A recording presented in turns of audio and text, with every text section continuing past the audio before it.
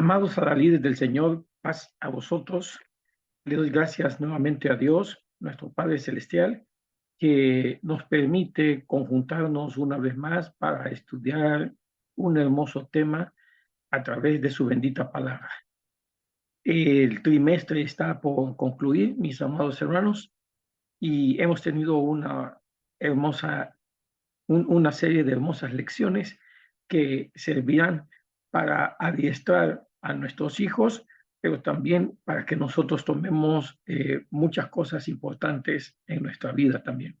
En esta oportunidad vamos a compartir el tema que nos corresponde y que, como pueden ver ya en sus pantallas, se titula La administración financiera del hogar. Así que vamos a iniciar con esta presentación y inmediatamente nos encontramos con el objetivo para esta oportunidad. Y el objetivo nos dice así: identificaremos los beneficios de mantener las finanzas sanas en el matrimonio, resaltando el consejo que la palabra de Dios nos otorga con relación a este tema. Es interesante, mis amados hermanos, que en el mundo existen muchas causas de divorcio. Y justamente, mis amados hermanos, una de las causas de divorcio en los últimos tiempos es las finanzas. Y bueno, vamos a hablar un poco de ello más adelante. Antes, vamos a concentrarnos en nuestra lectura bíblica que se encuentra en el libro de los Proverbios, en el capítulo 6, del verso 6 al 11. Y dice así: ve a la hormiga, oh perezoso, mira sus caminos y sé sabio, la cual, no teniendo capitán, ni gobernador, ni señor, prepara en el verano su comida y allega en el tiempo de la siega su mantenimiento. Perezoso, ¿hasta cuándo has de dormir? ¿Cuándo te levantarás de tu sueño? Un poco de sueño, un poco de dormitar y cruzar por un poco las manos para el reposo. Así vendrá tu necesidad como caminante y tu pobreza como un hombre de escudo.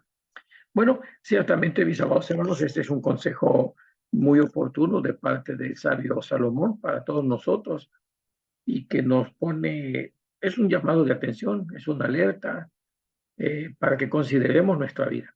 Siempre la Biblia nos va a dar un llamado a nuestra reflexión, a que veamos e interioricemos la voluntad de Dios en nuestras vidas. Y en esta ocasión, el sabio utiliza una figura de la naturaleza como es la hormiga. Y creo que nosotros conocemos infinidad de historias acerca de las hormigas. Creo que conocemos aquella fábula de Esopo muy famosa, en la cual nos habla de una cigarra y de una hormiga, ¿verdad? Mientras que la cigarra se entretenía tocando o haciendo su música, las hormigas estaban con toda diligencia guardando el alimento para el momento en que llegaran los días difíciles, es decir, el invierno. Y a la larga nosotros vemos que eso tiene un resultado muy eficaz en el manejo de nuestras finanzas y, por qué no decirlo, en el bienestar de nuestro matrimonio. Porque, mis amados hermanos, realmente uno de los aspectos fundamentales que vamos a reconocer a la luz del objetivo de esta oportunidad es que el tema financiero, mis amados, eh, es un elemento que causa mucha presión en el seno del matrimonio. De hecho, no sé si alguna vez ustedes han escuchado hablar, perdón, que algunos psicólogos o de estas personas que se encargan de dar terapias matrimoniales hablan de una famosa crisis de los 7 años. Pues resulta que esa crisis de los 7 años es una de las primeras crisis que en esa teoría pues los matrimonios van experimentando a lo largo de su vida como casados y que el no saber enfrentarlas o el no saber manejarlas puede provocar una ruptura total de un matrimonio. Pues resulta, hermanos, que la crisis de los 7 años tiene mucho que ver con el tema financiero. ¿Y por qué podemos hablar de 7 años? Bueno, realmente es bastante lógico porque Si ustedes hacen cuenta, hermanos, cuando nos casamos, una de las razones por las cuales nos casamos es para la procreación. Si nosotros hemos llevado en orden nuestra vida, pues obviamente que luego de casarnos al año o a los 2 años, muy seguramente lo que va a suceder es que nuestra familia se vea incrementada con nuestro primer hijo o con, y ¿por qué no? Con un segundo hijo más adelante también. Sin embargo, si hacemos el conteo del tiempo, luego de que nos hemos casado, 6, 7 años, justamente es la etapa en la que nuestro hijo primero va a iniciar su formación escolar. Es decir, va a comenzar a ir a la parvularia o al kinder y entonces hay un nuevo panorama, hay una nueva, ahora comienza nuestra inversión económica en la educación de nuestros hijos. Y si hacemos un cuenta, hermanos, muy probablemente si nuestro primer hijo nació en el primero o segundo año, 7 años después, con toda seguridad, hay 2 hijos, si no es que más, en el seno familiar. Esto quiere decir que aunado al inicio de la etapa escolar de nuestro primer hijo, pues tenemos otros hijos más pequeños que están en una etapa que requieren también mucha atención y recurso económico también. Entonces, a los 7 años se combinan todos estos elementos, aparte de otra serie de emociones, por supuesto, y de otras circunstancias que podrían llegar a suceder. Y entonces, a todo esto, sumado, se da lo que se conoce como la crisis de los 7 años y muchos matrimonios no llegan a sobrepasar esa crisis y esa es la primera, podemos decir, la primera barrera en que los matrimonios se deshacen, llegan a un término, suceden los divorcios. Pero estamos hablando, por supuesto, de la sociedad en general, ¿no? El tema del divorcio en el seno de la iglesia, pues ya creo que todos entendemos, tiene otra situación muy difícil. Pero lo traigo a colación o lo menciono porque esta crisis está derivada de la cuestión económica, de las finanzas en el hogar. Así de que el sabio Salomón, a través de la lectura bíblica, el consejo que nos está dando es a ser emprendedores, a estar al pendiente de suplir las necesidades en el hogar. Pero obviamente no todo se soluciona con más trabajo, con más horas de trabajo o con 2 empleos. No todo se soluciona de esa manera. Tenemos que tomar otras decisiones sabias, prudentes en el manejo del recurso económico para superar todos los obstáculos y que nuestro matrimonio sea exitoso también, ¿verdad? Así que el sabio nos da algunos consejos, nos invita a ser diligentes y que de alguna manera, pues con esa diligencia y cumpliendo la voluntad de Dios, por supuesto, vamos a mantener nuestros matrimonios y nuestras finanzas con una excelente salud, ¿verdad? Así que es lo que podríamos comentar de la lectura bíblica. Lógicamente, si nosotros no tomamos el consejo, la lectura bíblica cierra con una advertencia y dice, si nos confiamos en el sueño, en la fatiga, en tomar las cosas como muy livianamente, al final lo que sucederá es lo que nos dice el versículo 11. Así vendrá tu necesidad como un caminante y tu pobreza como un hombre de escudo. Es decir, va a ser una pobreza difícil, extrema. Es como un caballero, como un guerrero, como un hombre de escudo. Pero se deriva de nuestros descuidos y de nuestros malos manejos en la cuestión financiera también. Así que mis amados hermanos, no tenemos muchas opciones y tenemos que ser sabios y prudentes y ya el sabio Salomón pues nos pone el ejemplo de la hormiga, ¿verdad? Que ella prepara, atesora, podemos decir ahorra en los días en que está más fuerte y que puede salir, como es en el verano, y hace todo lo posible para que cuando lleguen los días difíciles, ella pueda estar segura, tranquila y que va a tener su sustento también. De esa manera, se nos invita a nosotros a tener esa prudencia como este pequeño insecto de la naturaleza que Dios ha dotado de mucha inteligencia también. Bueno, continuamos, mis amados hermanos, porque siempre el tiempo será nuestro peor enemigo. A continuación, tenemos nuestro versículo para reflexionar y dice así. Lo hemos tomado de la versión de la Biblia de las Américas y es en el capítulo 10, 19 de el libro del Eclesiastés. Dice nuevamente el sabio Salomón: para el placer se prepara la comida y el vino alegra la vida y el dinero es la respuesta para todo. Bueno, la parte fundamental que vamos a usar es, en este caso, es que el dinero es la respuesta para todo. ¿Y qué hay de la comida y del vino? Bueno, debemos entender que el vino al que está haciendo referencia, pues, es parte de la costumbre que existía o que existe en los países del Medio Oriente. Pero bajo ningún concepto podemos entender esto como que fuera una recomendación, sino que lo que el sabio está poniendo en evidencia es que en la vida llegan los momentos en que nosotros celebramos y las maneras de celebrar pues es con la comida y con el vino. Es decir, el vino y la comida son sinónimos de festejo, son sinónimos de fiesta, de que vamos a darnos un placer en la vida, son sinónimos de eso. Esa es la figura que está utilizando en esta oportunidad el sabio Salomón, pero nos hace hincapié que para poder contar con todas estas cosas hace falta el dinero y para muchas cosas más, puesto que el dinero, como dice el pasaje, es la respuesta para todo. Es decir, la mayoría de las cosas que necesitamos son también a través del dinero que las podemos obtener. Así que no estemos peleados con el dinero.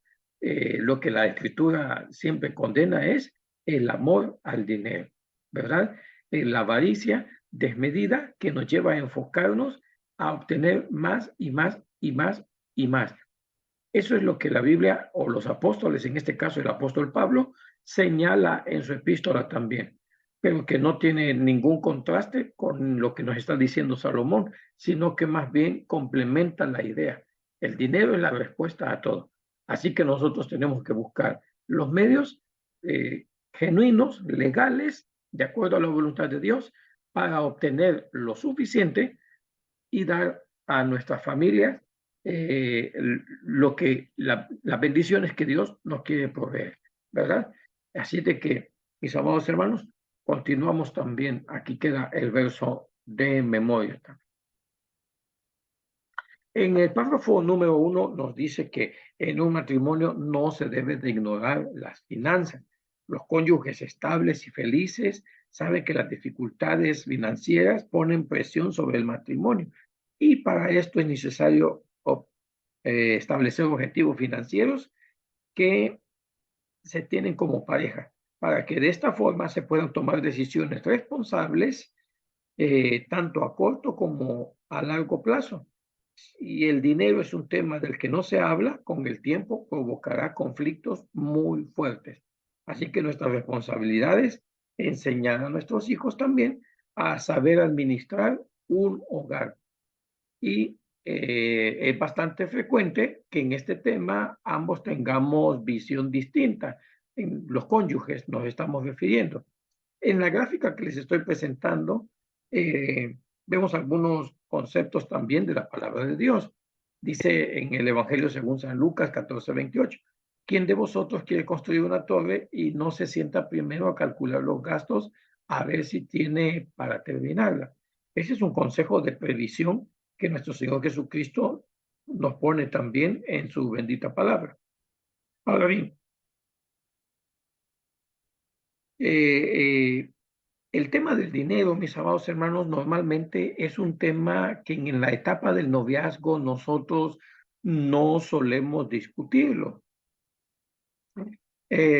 porque en nuestra sociedad hay cosas que se asumen naturalmente de cómo habrán de suceder y Obviamente, como Iglesia de Dios Israelita, estamos de acuerdo en muchas de esas cosas también. Por ejemplo, cuando nos casamos, se asume que es el varón el que es el responsable de ser el proveedor o el mayor, o el único, o el máximo proveedor de las necesidades de su familia, ¿verdad? Él es el que va a suplir todas esas necesidades y es el que va a poner el recurso monetario a disposición de toda su familia. Porque no olvidemos que en la familia somos un equipo todos. Ahora bien, eso es lo que se asume. Sin embargo, es notorio que la sociedad actual en la que vivimos está cambiando y con ello se están cambiando muchos paradigmas también. De tal manera que en la actualidad ya no solamente se espera que el varón sea el proveedor, sino que en muchas oportunidades también la mujer. Ahora, en la Iglesia de Dios podemos tener una variante, un abanico muy amplio de estas situaciones. Podemos encontrar el matrimonio, que es el tradicional, ya voy a llamarle así, con todo respeto, pero para que nos entendamos en esta oportunidad, vamos a llamarle el matrimonio tradicional, en donde es la figura masculina, el varón, el que suple todo lo necesario en el hogar. Y el rol de la esposa, así es como lo diseñó en la palabra de nuestro Dios, es el de permanecer en el hogar. Obviamente, que las hermanas permanezcan en el hogar no significa que no trabajan. Al contrario, creo que en otras oportunidades ya hemos hablado de este punto. Es todo lo contrario. La esposa en el hogar desarrolla un trabajo impresionante. La diferencia está en que las esposas no están sujetas a una paga. No hay una paga como tal. Es incalculable. Bueno, según las Naciones Unidas, en su esquema de los derechos de la mujer, dice puntualmente que el trabajo o la labor que la mujer desempeña dentro, como en su rol como cónyuge en el seno de un hogar, no tiene cálculo, no se puede calcular, no se puede dimensionar. Y creo que esa es una apreciación muy justa, mis amados hermanos adalides y varones del Señor. Es una apreciación muy justa, vale la pena destacarlo, porque nuestras esposas se levantan a tempranas horas para ponernos el almuerzo o el lunch, no sé cómo le llamen, para nosotros. Nos prepara el desayuno, prepara nuestro lunch, prepara a nuestros hijos, si están muy pequeños los baña, los prepara para que nosotros los llevemos a la escuela y luego cuando nosotros salimos del hogar, la esposa no se queda mirando la televisión o atendiéndose sus uñas o cosas por el estilo, no, no. El trabajo de la mujer es sumamente complicado. Imagínense que tienen tiempo para luego hacer las compras, hacer el mandado y comprar. Y además de eso, estar al pendiente de la salida de los niños, preparar la comida cuando para la hora que está estipulada también. Aparte de eso, se ocupan de muchas otras cosas, reuniones en la escuela, con los maestros, con los distintos maestros, recoger boletas de estudio, la ropa, disponer que nuestra ropa esté limpia, que la casa esté ordenada, con su aseo, etcétera. Bueno, no sé, la lista es interminable y nos tendríamos que dedicar un tema específico solamente para eso. Pero ya hemos hablado en otras oportunidades de ello. Así que lo que queremos decir es que a veces puede ser que las hermanas eh, eh, eh, tengan un trabajo en la oficina por sus profesiones o en la fábrica, en cualquier otro lugar, en alguna maquila, etcétera. Eh, eh, Eso es un plus, es un extra, llamémosle, que las hermanas en algunas oportunidades hacen. Entonces, ese es otro esquema de matrimonio que se está popularizando rápidamente en nuestra sociedad actual. Las exigencias y las demandas que ahora se tiene para sostener una familia han incrementado y eso ha motivado que muchas hermanas pues también se vean en la necesidad de hacer su aportación económica en el matrimonio. Así es de que es de tomar en consideración y en mucho aprecio esa labor también de nuestras hermanas. Otro de los matrimonios puede ser aquel matrimonio en el cual sea la mujer justamente la que aporte en mayor cantidad al seno del hogar. Entonces, como les decía, en la actualidad hay una variante, un abanico mucho más amplio de situaciones y cada caso vale la pena analizarlo en su contexto, ¿verdad?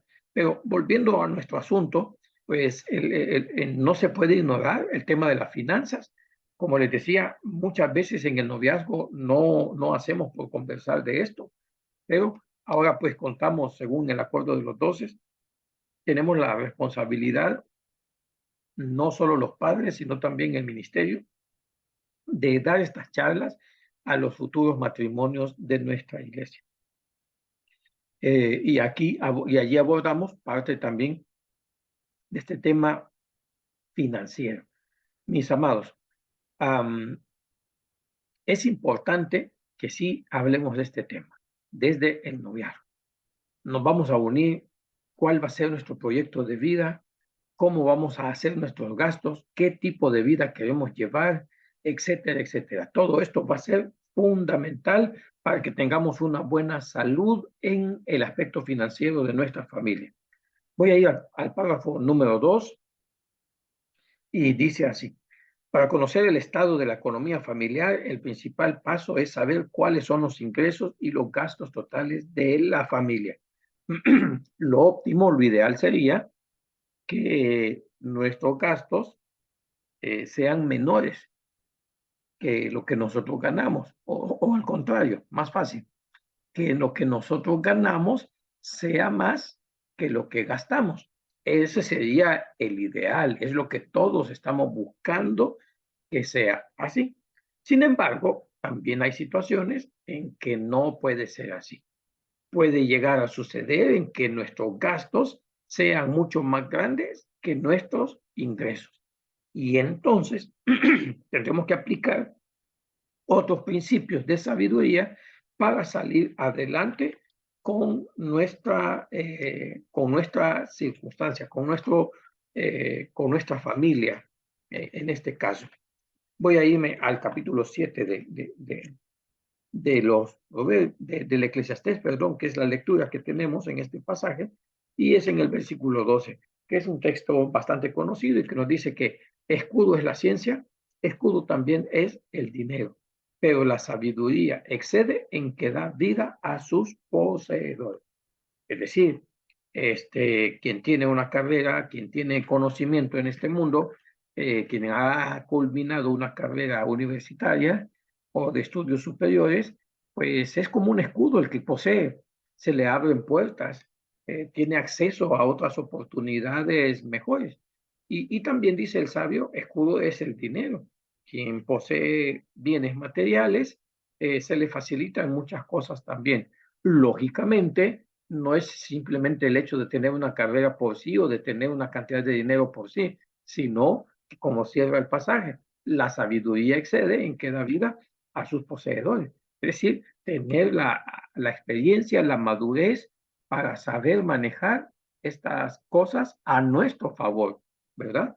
Porque como dice el pasaje también, bueno es comer y beber y gozar de todo el bien del trabajo con que se fatiga uno debajo del sol todos los días de su vida, lo que Dios nos ha dado, porque esta es nuestra parte en nuestra vida, es bueno, pero se necesita también hacerlo con ciencia y con inteligencia, ¿verdad? Así que en eso tenemos en nuestro párrafo número 2.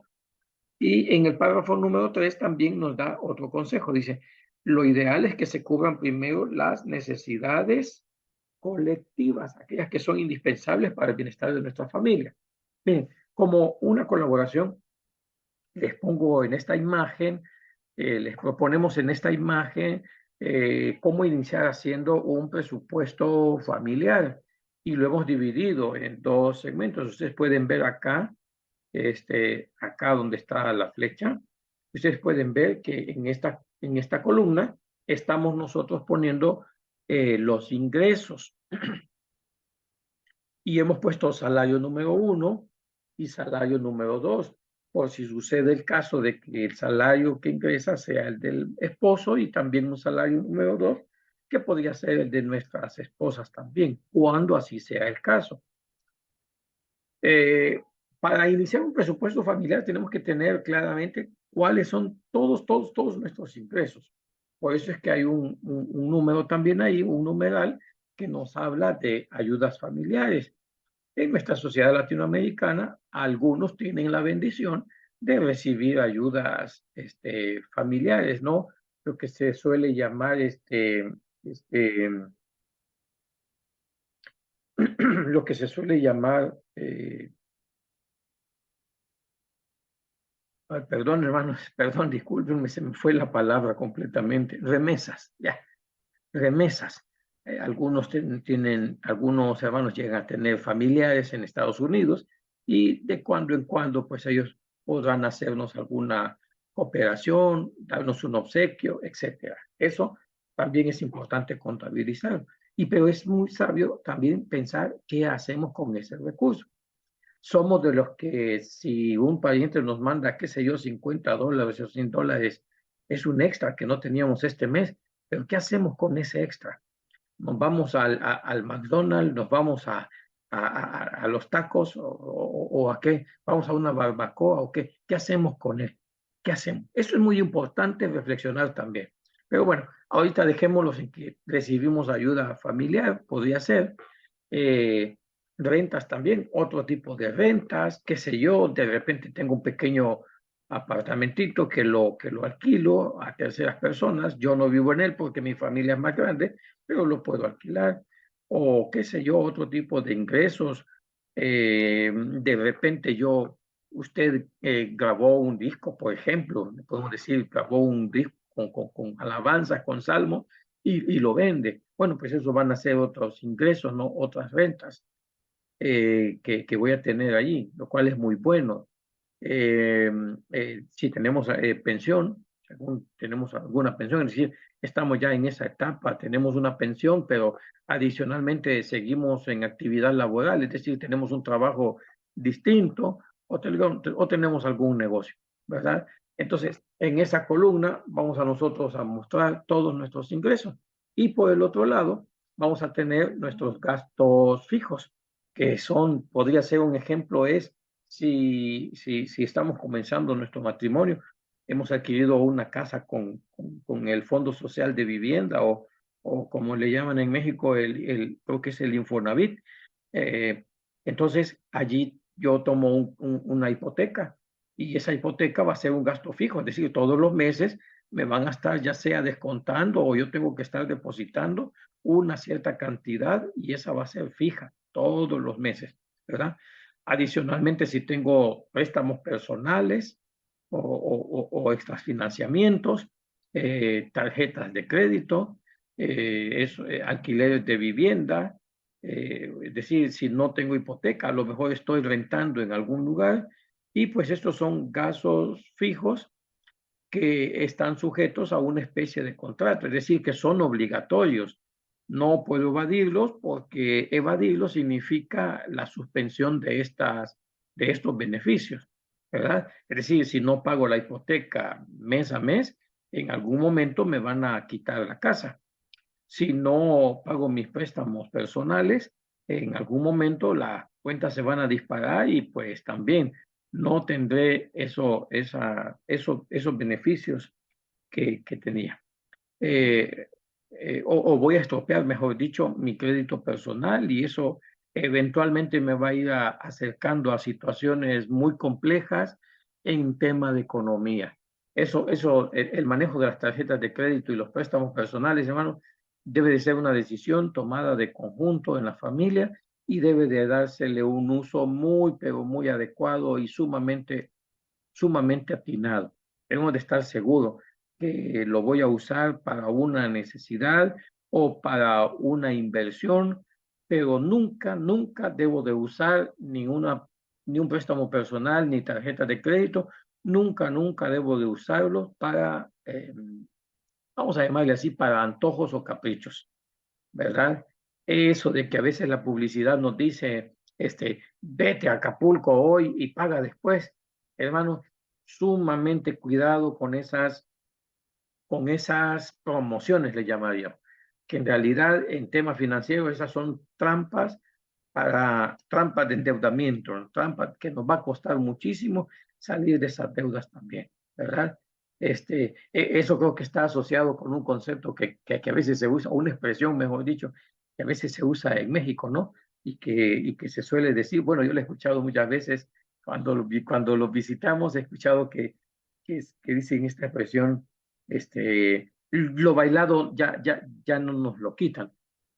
Pues sí, pero justamente ahora nos tenemos que entender que a veces ese cliché es una trampa también financiera, ¿verdad? Porque la tarjeta no se paga con mi firma, hermanos, no es el poder de mi firma, que es una expresión que a veces los bancos o la publicidad engañosa utilizan, ¿no? Y dice, dale rienda suelta al poder de tu firma, cuando es obvio, hermanos, que nuestra firma realmente no tiene poder, ¿verdad? Pero a veces nos sugestionan con ese engaño y pues yo pongo mi tarjeta bonita y digo, pues voy a firmar y me voy a dar este gustito, me lo merezco y toda mi familia. Pero, pero, pero son engaños, mis amados hermanos, son trampas que a la larga nos van a costar muy, muy caro y pueden crear una presión innecesaria en nuestro matrimonio. Justamente un endeudamiento de ese tipo puede llevar a la separación o la disolución de un matrimonio en el peor de los casos. Así que, perdón que me detuve mucho ahí, pero considero que es importante, mis amados. Así que así es como debemos de manejarlo. Préstamos personales, tarjetas, alquiler de vivienda, colegios, los pagos del colegio, los servicios básicos, el agua, la energía, el teléfono y los impuestos son gastos fijos obligatorios. Allí están. No necesariamente están sujetos a un contrato, pero, pero ustedes saben que tenemos que pagar impuestos, ¿verdad? Todavía no existe ese lugar en donde no se paguen impuestos. No existe ese paraíso. Así es de que, mis amados, estos serán los gastos fijos y obligatorios a los que estemos sujetos.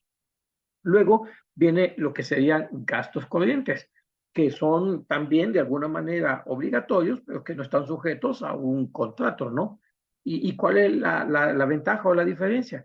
Bueno, que cuando ya hay un contrato, como es en la hipoteca, yo no puedo invadir de ninguna manera ese pago, ni puedo disminuirlo. Tengo que pagar exactamente lo que mi contrato dice.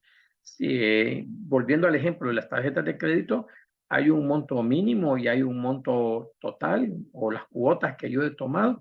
Debo de ser muy constante en hacer mis pagos y incluso los mismos bancos siempre aconsejan, están obligados por ley a aconsejarnos que paguemos más del monto mínimo, porque si nos quedamos pagando el monto mínimo, pues decimos nosotros, lo pago fácil, sí, pero es una deuda que va a ir incrementando, incrementando, incrementando y a la larga, hermanos, vamos a lamentar haber pagado tantísimo dinero cuando podíamos haberlo hecho en 2 o 3 cuotas o hasta 6 cuotas, 12 cuotas, es lo adecuado. Más de eso no es recomendable, ¿verdad? Este, pero volviendo al ejemplo, es que estos gastos están sujetos a un contrato y no se pueden modificar. Los intereses ahí van a estar, el pago debe de hacerse oportunamente también. Lo mismo sucede en el colegio. Si como están sujetos a un contrato, o el alquiler de las viviendas o el pago de los servicios, si no lo hacemos oportunamente esos pagos, pues nos vamos a enfrentar a la suspensión de esos servicios o a que a nuestros hijos no los dejen entrar en el colegio o que vayan y nos quiten nuestra casita también. Así es de que es importante segmentarlos de esa manera. Luego, en el gasto corriente, que es la alimentación, el transporte, seguros, vestidos, etcétera, pues son obligatorios en cierta medida, pero aquí nosotros también podemos jugar un poco, ¿no? De repente nuestras esposas son muy habilidosas y en el tema de la alimentación pueden llegar a ahorrarse mucho dinero si en lugar de ir al Oxxo van, o no sé qué otro nombre tenga ya, el supermercado, si en lugar de ir al supermercado van directamente al centro de abastos o al mercado central para adquirir los mismos productos. Obviamente que habrá algunas variantes, pero esto lo hacemos con el propósito del ahorro. Así que esta es la idea, hermanos, de que podamos nosotros hacer nuestro presupuesto inicial. Estas serían las cosas que tendrían que tomarse en cuenta. Ahora, en la siguiente gráfica, pues ya le ponemos valores. Por ejemplo, si el salario original mío son 15,000 pesos o 15,000 dólares, llamémosle así, pero en pesos o colones. Si son 15,000 colones y mi esposa también aporta 10,000 colones o tenemos ingresos adicionales por 10,000 colones, el ingreso total que mensualmente nosotros vamos a percibir, pues lo sumamos y esto va a ser 25,000 pesos, colones, dólares o la moneda que ustedes estén utilizando, lempiras, quetzales, etcétera. Este va a ser el presupuesto con lo que yo voy a contar.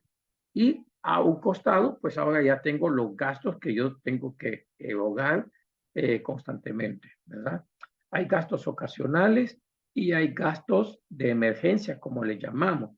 Y aquí me gustaría hacer una aclaración también, porque cuando hacemos un presupuesto, a veces nosotros tenemos el recurso para gastos de emergencia, pero decimos, bueno, se me terminaron las llantas del coche. Y entonces voy a comprar las llantas y lo hago de mi fondo de emergencia.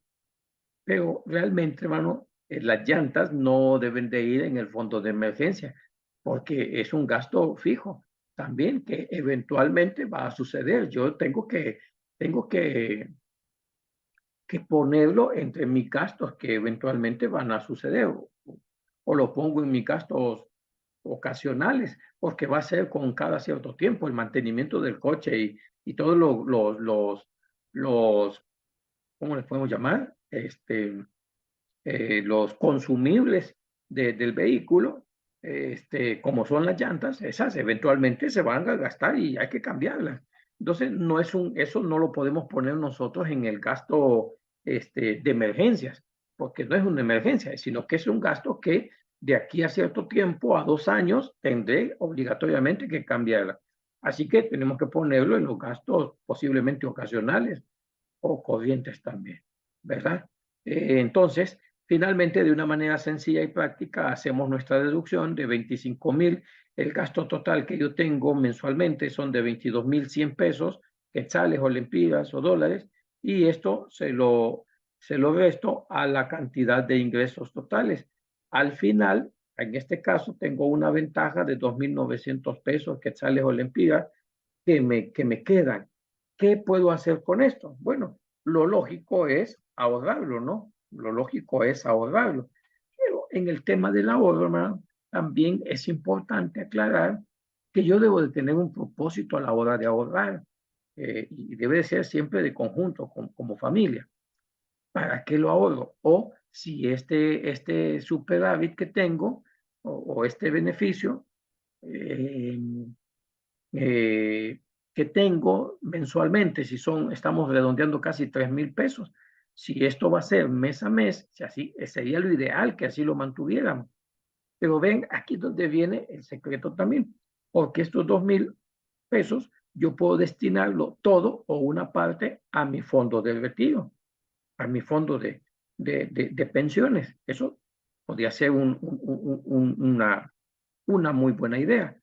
Pero lo que quiero decir es que no es el hecho de ahorrarlo solamente por ahorrarlo, porque a medida que nos vayamos adentrando más en el tema financiero, nos daremos cuenta que simplemente guardar el dinero en un banco, pues no trae tantos beneficios como pudiésemos pensar.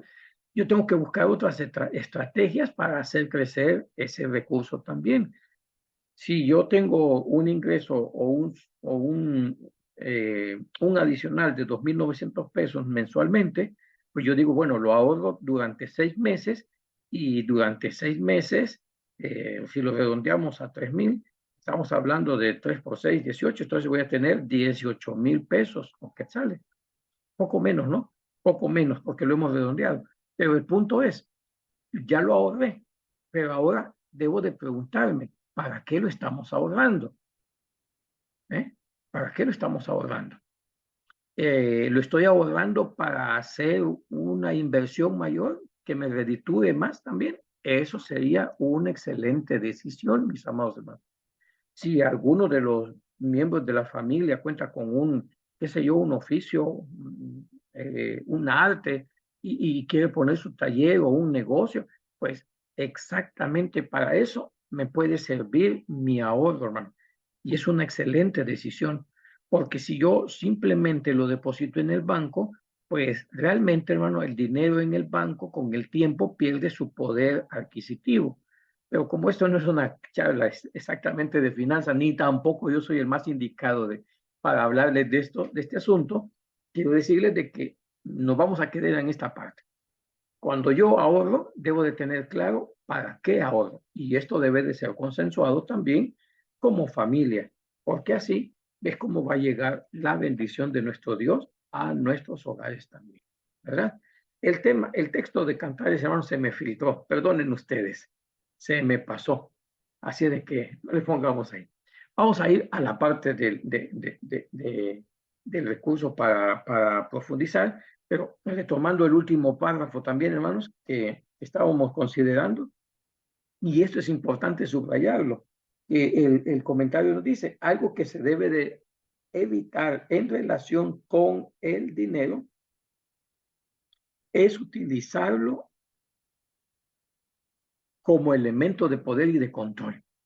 Sí, ese tema es importantísimo. No utilizar el dinero como elemento de poder y de control, porque no es así. En el concepto bíblico, en el capítulo 5 de la carta a los Efesios, del verso 22 en adelante, ya nosotros encontramos cómo es la relación de poder y de autoridad, llamémosle mejor, la relación de autoridad en el matrimonio como Dios lo diseñó. La cabeza de la mujer es el hombre y Cristo es la cabeza del hombre. Y Dios, la cabeza de Cristo también. Hay un orden jerárquico y eso es lo que nosotros debemos de procurar respetar. Si nosotros como varones utilizamos el dinero como chantaje o como para establecer nuestro poder, eso no es correcto, no es ético y también nos podemos enfrentar a un problema mayor. Porque ¿qué tal si los papeles en algún momento se invierten? Luego, cuando mi esposa gane mucho más dinero que yo, entonces ella querrá dar un giro a esa dinámica. Y ahora va a decir, bueno, pues yo soy la que aporta más en este hogar y obviamente yo soy la que va a tomar decisiones de aquí en adelante. Bueno, eso no es bíblico, no rompe con todo el esquema definitivamente que Dios ha planeado. Por eso nunca, bajo ninguna circunstancia, se debe de utilizar como elemento de poder o de control. Lo justo es lo justo. Yo no puedo por un desacuerdo matrimonial hacerme el desentendido con mis obligaciones materiales. Ya llegó la fecha de la quincena e inmediatamente, según como hayamos acordado, pues si hemos acordado que es mi esposa la que va a administrar el recurso, porque tiene mejores habilidades o es la que tiene mejor control de sus emociones en relación al dinero, pues eso, hermanos, también se debe de discutir. En el hogar siempre hay uno de los dos que puede controlarse más, porque lo que buscamos es no ceder a los caprichos temporales, porque si yo llevo con mi paga aquí en mi bolsillo, pero no tengo autocontrol, pues posiblemente cuando salga de mi trabajo y con mi paga en el bolsillo, voy a ir por esta tienda, voy a ir por esta otra, adquiriendo caprichos o cosas que ya tengo en el hogar, y entonces va a ser un problema muy serio. Finalmente, cuando llegue al hogar, pues no llevo la quincena completa. Y eso va a generar malestar y pleito en el hogar también. No vamos a poder pagar en la tienda o donde nos estén dando los productos al crédito, no los vamos a poder pagar y vamos a quedar mal. Nuestra esposa no va a querer ir porque no quiere pasar la vergüenza de que no ha pagado todo también. Así que eso va a traer presión y problemas muy serios en el entorno familiar. Así que, mis amados, no hagamos eso. Dice, el dinero debe ocuparse para cubrir las necesidades y las actividades de la pareja y la familia también. El capítulo 27 de los Proverbios, mis amados hermanos, Es sumamente revelador. Se los voy a leer. Bueno, ya lo había leído antes, pero se los quiero leer nuevamente y dice así. Considera atentamente el aspecto de tus ovejas y pon tu corazón a tu rebaño. Ponerle inteligencia a nuestra mente, hacer un análisis reflexivo muy importante de nuestro entorno familiar. Porque las riquezas, dice, no son para siempre. Y será la corona para perpetuas generaciones. Saldrá la grama, aparecerá la hierba y segaráse la hierba de los montes. Está hablando del ciclo natural de las cosas. Es decir, así como en la hierba aparece y luego llega a su etapa en que se corta y desaparece, así también es nuestro ciclo humano. Nacemos, crecemos y eventualmente también vamos a morir. Y como dijo el apóstol Pablo, sin nada hemos venido a este mundo y ciertamente sin nada tornaremos al sepulcro también. No podemos llevarnos nada. De tal manera que no olvidemos una idea en que el dinero, hermano, cumple su función cuando lo utilizamos también de una manera correcta. Los corderos para tus vestidos y los cabritos para el precio del campo. Noten, los corderos para tu vestido. Este recurso que me proveen las ovejas me sirve para hacer mis vestidos. Con esto, con este ingreso voy a hacer esto, traduciéndolo a nuestro lenguaje. Y los cabritos para el precio del campo. En el libro de los Proverbios, en el capítulo 31, también nos da un ejemplo de la mujer sabia, de cómo ella hace vestidos para su familia, pero también hace otros negocios, ahorra, hace hilos, vende, y cuando llega la oportunidad, dice el proverbista, de adquirir la propiedad, la compra. Hermanos, confiemos un poco más en nuestras esposas. Nuestras esposas tienen una habilidad natural para multiplicar el recurso, así que los invito también a que tengamos más confianza en ellas también y que decidamos quién es el que va a administrar sabiamente esos recursos, ¿verdad? Así que el sabio Salomón nos habla de esta manera, dice, los corderos para tus vestidos y los cabritos para el precio del campo. Traduciéndolo, un ingreso nos puede servir para un asunto, otro ingreso adicional nos puede servir para un proyecto diferente. Como decíamos, ahorramos no por el hecho de ahorrar, sino que debemos de ahorrar también con un propósito mayor. Y abundancia de leche de las cabras es para tu mantenimiento y para el mantenimiento de tu casa y para sustento de tus criadas también. Es decir, eventualmente nuestros fondos van a irse multiplicando porque no lo olviden, hermanos. Contamos por sobre todo con la bendición de nuestro Dios, pero para que esa bendición de nuestro Dios también se haga efectiva, nosotros tenemos que cumplir algunas situaciones también. Y aquí en el recurso para profundizar, hablamos rápidamente de ellas. Las finanzas familiares y el objetivo de las finanzas familiares. El objetivo general es administrar eficientemente el patrimonio de un hogar para obtener los mejores resultados posibles a a corto y a largo plazo. Allí se me quedó esa parte. Vamos a corregirla, ya la vamos a enviar corregida. A corto y a largo plazo, ¿verdad? Preferiblemente a largo plazo, que es lo que estamos en esa búsqueda también. Así de que ese es el objetivo general. Ahora, ¿cómo llegamos a eso? Bueno, los objetivos específicos ya vendrían a ser lo que se nos dice. Número uno, cuantificar los ingresos, lo que hablábamos hace un momento, ver desde dónde vendrán nuestras fuentes de ingreso. Y si solamente tenemos una, hermano, pues tenemos que hacer algunos sacrificios, usarlos inteligentemente para ir generando otras fuentes de ingreso con el ahorro que tengamos. Así que para lograr esa meta, no se olviden que dice el Salmo 127. Si Jehová no edifica la casa, en vano trabajan los edificadores. Por lo tanto, aquí quiero recalcar esto que muchas veces se nos olvida, pero que yo se los quiero recordar, hermanos, de una manera tal y como la palabra de nuestro Dios lo dice y de la forma como muchos lo hemos podido experimentar a través de cumplir este precepto también. Y dice, se trata de contar los ingresos que se perciben de forma recurrente para planificar las acciones de ahorro. Y como les dejo ahí entre paréntesis, acá debemos incluir el asunto del diezmo. ¿Y por qué el asunto del diezmo? Hermanos míos, la sabiduría de nuestro Dios es tan grande. Yo recuerdo una alabanza que dice que si Dios nos pide, en realidad dice, es porque nos quiere dar. Y realmente, hermanos, el asunto del diezmo es de esa manera. Cuando Dios nos pide la 10ª parte de nuestro recurso económico, Dios quiere que nosotros usemos nuestra sabiduría y nuestra inteligencia. Y cumplamos con ese asunto también, hermano. Es importante y es para que la bendición de Dios fluya a nuestros hogares. Ahora fíjense bien cómo Dios, en su sabiduría, nos comienza a hacer personas organizadas y nos enseña al mismo tiempo a que no veamos el dinero como un fin en sí mismo, porque ese no es el propósito. Dios nos va a bendecir, pero debemos de tener claro que el dinero no es el fin único que yo persigo. De lo contrario, nos veremos como la parábola de el conejo que va persiguiendo la zanahoria solamente. Y ese va a ser el fin de su vida. Solo perseguir la zanahoria sin llegar a cristalizar esa meta.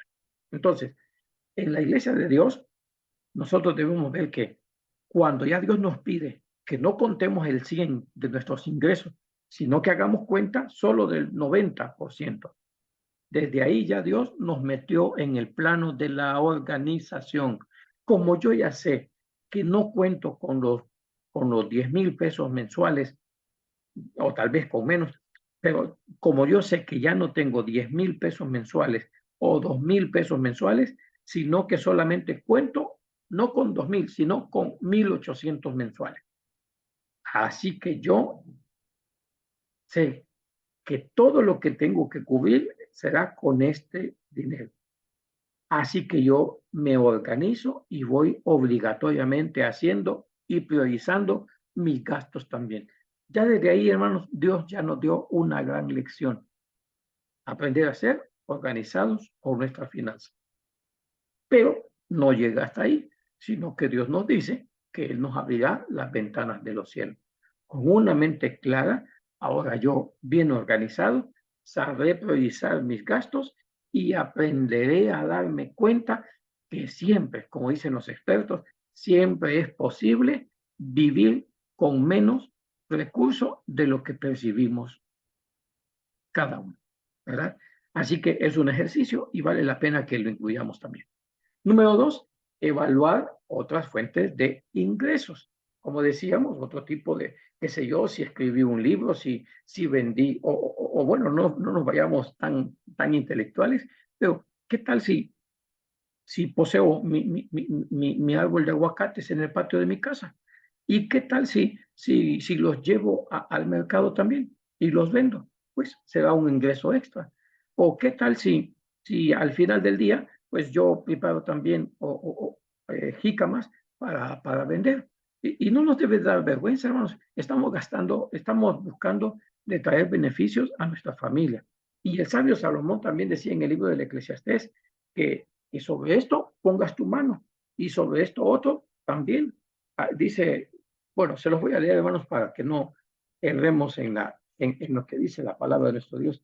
Y dice así en el libro del Eclesiastés, en el capítulo 11 y versículo 6, dice también así: por la mañana siembra tu simiente, ve al campo, siembra la milpa, siembra el frijol, siembra la hortaliza, y a la tarde no dejes reposar tu mano. Es decir, si nos queda un espacio de tiempo adicional, podemos usarlo perfectamente. Si usted es experto en alguna ciencia, en alguna materia, ¿por qué no da consultorías o asesorías? Hoy están tan abiertas o diseminadas las plataformas y como esta que estamos utilizando, y usted perfectamente puede dar, si usted tiene conocimientos de computación, puede ofrecer cursos también especializados de computación, lo hará desde su casa y será un ingreso adicional también. Pero si yo también trabajo en el campo, pero lo que está tratando de compararnos es como en nuestra lectura bíblica, que seamos previsores como la hormiga. Así que dice, a este tiempo por la mañana, haz esto. Y por la tarde, si te queda espacio, haz esto otro. Y luego dice, porque no le des reposo a tu mano, porque tú no sabes cuál es lo mejor, si esto o lo otro, o si ambas a dos cosas son buenas también. Entonces, una de las, una de las dos o ambas me van a traer beneficios económicos también. Así que debo de experimentar ambas. Finalmente dice conocer y controlar los gastos y analizar el grado de endeudamiento y utilizar inteligentemente los recursos a disposición, gastarlos adecuadamente, analizar el grado de endeudamiento. Toda deuda que adquiramos, hermanos, también debe de ser con un propósito. A veces podrá ser que sea porque necesitamos cubrir una emergencia, una enfermedad, una situación, un incidente o accidente que se haya presentado, pero lo ideal es que el endeudamiento sea para inversión también. Eso es un uso inteligente de los recursos de los cuales disponemos. Ahora, volvemos al punto de ahorrar y como ya decíamos, pues no debe de ser ahorrar simplemente por el hecho de ahorrar, ¿verdad?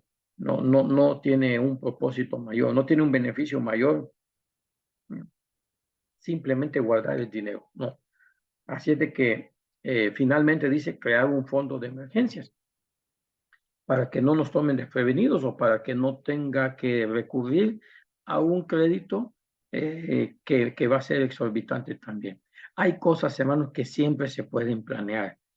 Un ejemplo bien común, yo sé que a veces no nos gusta hablar de esto, pero un ejemplo bien común es si está dentro de nuestras posibilidades contar con un seguro de accidentes o la casa, etcétera, etcétera, ¿no? Incluso, hermanos, con el tema de las defunciones, a veces es mejor contratar un servicio funerario antes, ¿no? Con anticipación, ya que cuando llegamos a requerirlo inmediatamente, por ejemplo, Dios no lo quiera, pero hoy tenga esa necesidad, eh, normalmente los precios llegan a incrementarse de una manera increíble, a veces hasta triplicarse también, ¿verdad? Así que esa es una manera también prudente de priorizar nuestro uso del dinero también. En la parte de la reflexión y análisis encontramos que nos pide tres ejemplos de varones que tuvieron muchos bienes materiales y que también describamos cuál fue la forma de actuar de ellos delante de nuestro Dios. Esto es importante, hermanos. Aquí les dejo un pasaje de reflexión también muy importante. Dice Deuteronomio 8:18, antes acuérdate de Jehová tu Dios. Si ustedes leen el pasaje, que nos dice claramente, no debemos olvidarnos nunca de Jehová tu Dios. Y voy a hacer un comentario muy personal. Bueno, yo siempre he creído que la fiesta de las cabañas es uno de los propósitos que cumple también la fiesta de las cabañas. Que por supuesto da gracias a Dios, recolectar todos los frutos, da gracias a Dios, perfecto. Pero creo que también hay una enseñanza muy importante de esto también. Cuando nosotros nos descuidamos, muchas veces solemos pensar que todo lo que tenemos es por nuestro único y suficiente esfuerzo. Cuando compramos nuestra comida en el supermercado, pues acostumbramos pagar con nuestra tarjeta y se nos olvida cuál fue el proceso para que las zanahorias, los jitomates y etcétera, todo lo que ocupamos en el hogar estén allí en ese mostrador. Cuando celebramos la fiesta de las cabañas, el Señor claramente nos dice, hermano, que dejemos la comodidad de nuestra casa, que volvamos a habitar en una choza temporal. Y eso nos hace mantener nuestros pies sobre la tierra. Nos debe de hacer pensar en que somos pasajeros, hermano, y todo lo que tenemos proviene de la misericordia de nuestro Dios. Cuando consumimos una zanahoria, una cebolla, las verduras que tenemos a disposición son de un valor incalculable, hermanos. Y realmente no hay precio para esas cosas. Pero todo eso viene de la misericordia de Dios, que hace producir el campo y que hace que la tierra provea lo que necesitamos.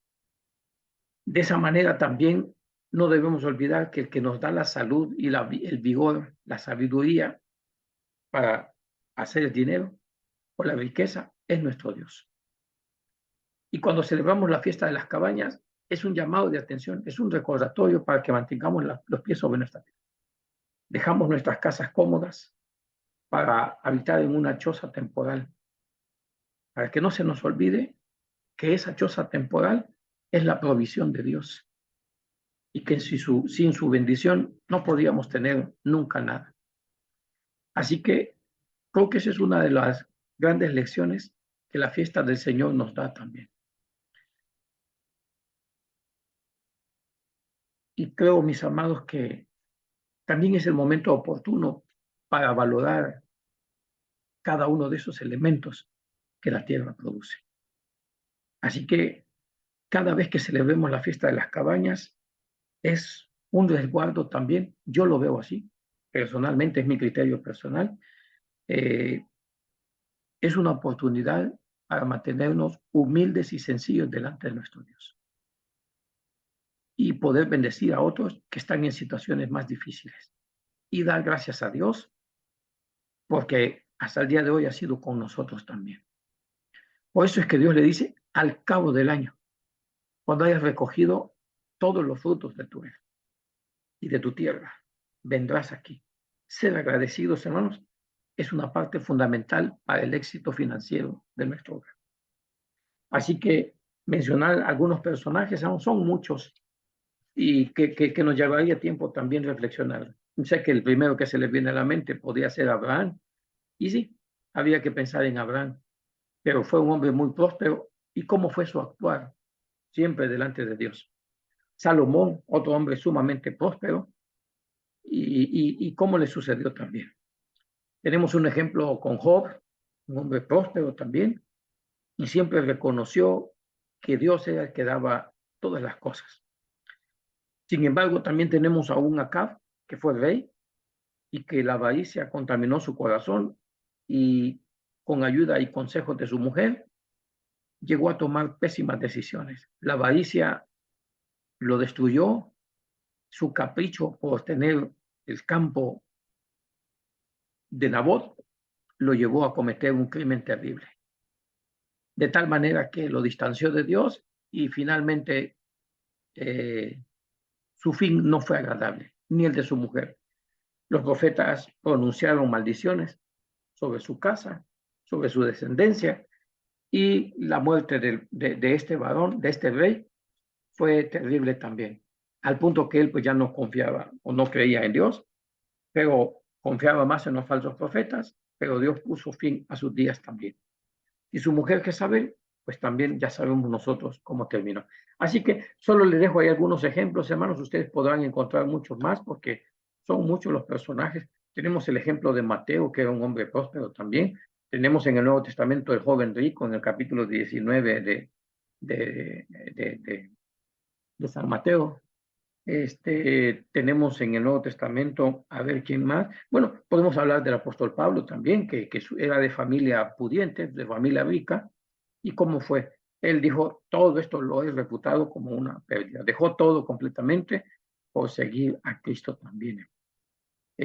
Padeció en una cárcel y tuvo necesidad material, aunque él provenía de una familia rica, pues dejó todo para consagrarse a nuestro Dios. Tenemos el ejemplo de Juan también, que era conocido de los pontífices, y muchos ejemplos que tenemos tanto en el Antiguo como en el Nuevo Testamento. Y lo que se nos pide es que mencionemos el personaje y demos una breve descripción de su actuar también. En la parte de la responsabilidad, se nos invita también a hacer un análisis de cómo hemos llevado las finanzas en nuestro matrimonio y la forma de cómo nos apoya nuestra esposa y los recursos que tenemos disponibles hasta el momento, el día de hoy. Y luego, pues, platicar con nuestros hijos cómo podemos corregir o reforzar aquellas cosas que hayamos hecho de buena manera. Bien, sé que me he excedido mucho en el tiempo. El verso sí es correcto, instruir al niño, pues estamos instruyendo a nuestros hijos de esta manera. Ahora, pero necesitamos hacer un análisis de cómo hemos llevado estas finanzas en nuestro hogar, cómo las hemos manejado. Lo hemos hecho a través del diálogo, o lo hemos hecho, esto es tuyo, lo mío es mío y lo tuyo es tuyo. Eso, hermanos, no debería de ser. Cuando nos casamos, aprendemos a compartir todos. Nosotros estamos compuestos de alma, cuerpo y espíritu. Y en la palabra de Dios vemos que cuando nos casamos, dice, nos unimos completamente todos.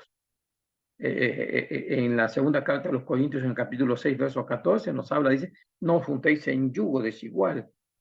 Y habla de qué concierto tiene el templo de Dios, habla de una manera espiritual. Así que nos unimos en espíritu a nuestras esposas también. En el Evangelio de San Mateo, capítulo 19, también dice lo que Dios juntó, no lo separa el hombre, serán una sola carne, lo mismo que dice Génesis 2:24, es decir, llegamos a ser una sola carne. Entonces vean bien que compartimos espiritualmente, compartimos carnalmente. Y la carta Filipenses en el capítulo 2 y verso 2 dice que seamos de una misma alma, de un mismo sentir. Entonces compartimos alma, cuerpo y espíritu, lo compartimos.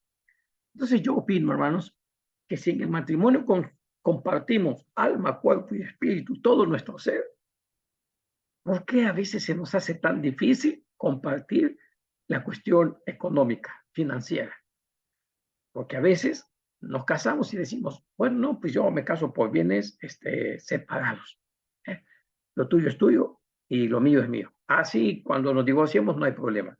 Ya estamos pensando en cuando nos divorciemos, cuando debe de ser una idea que la debemos de despojar de nuestro concepto, porque en la iglesia de Dios israelita lo que promovemos es el éxito matrimonial, el matrimonio y el éxito de ese matrimonio.